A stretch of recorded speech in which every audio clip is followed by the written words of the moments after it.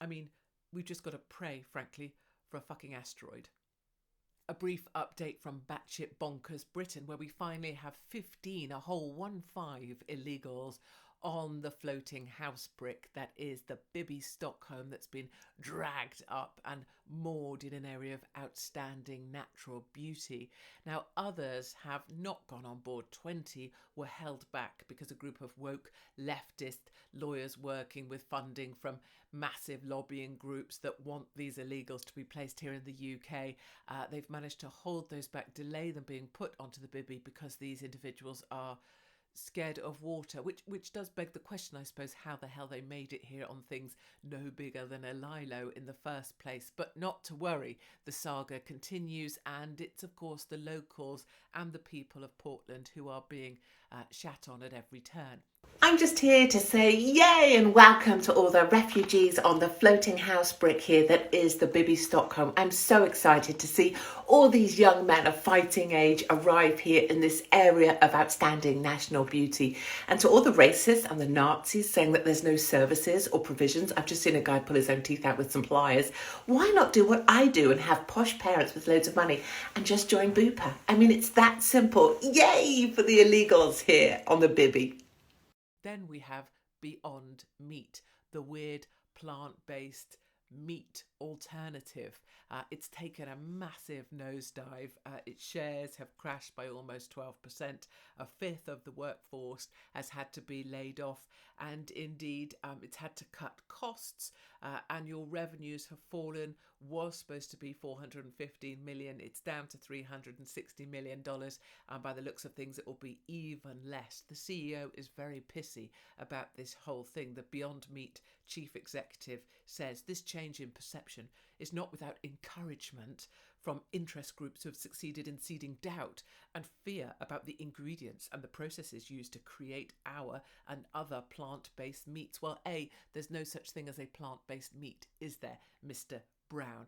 Also, you can point your finger at us all you like, but all we did was call out the actual ingredients, and young people happily are waking up to this as well. Take a listen at this wonderful young lady pointing it out.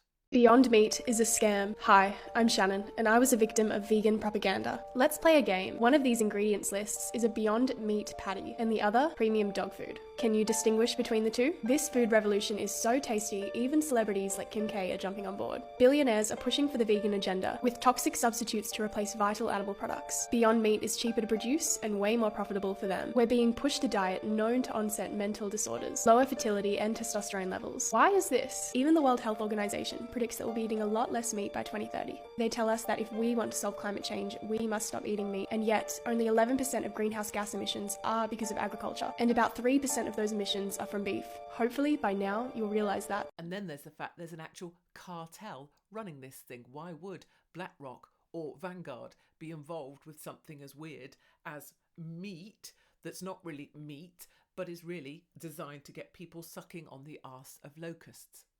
Who really owns Beyond Meat and why? The top three owners of Beyond Meat are Bailey Gifford & Co. at 13%, Vanguard at 8%, BlackRock at 4%. But why does the investment cartel have such a large stake in Beyond Meat? Because after an opening surge and massive marketing campaign, fake meat stock is plummeting. Why? Because there simply isn't the demand. Some things defy propaganda, and our biological drive for meat is one of them. That won't stop the architects of the vegan agenda, though. They are committed to ending your meat consumption, so we'll create demand through artificial scarcity under the cover of sustainability and ESG tyranny. The meat tax will be the tool to enforce meat prohibition. The price will skyrocket, and lab-grown vegetable sludge will be offered as the alternative. Beyond Meat is owned by the investment cartel, not because they believe in sustainability. They won't be giving up meat. That's just for us peasants. So you shall eat the sludge and you will be happy.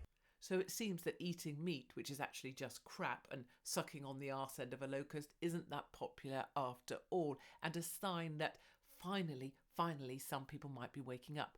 And now for my last story, which is Matt Hancock. He is, as the Spectator says, not just having a midlife crisis, but rather a midlife apocalypse. This is him lip-syncing on a beach to Barbie. And yes, you heard that right. This is the former health secretary lip-syncing on a beach to Barbie. I'm just kidding. Where I see love, she sees a friend.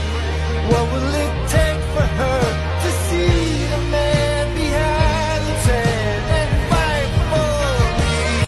I mean, we've just got to pray, frankly, for a fucking asteroid.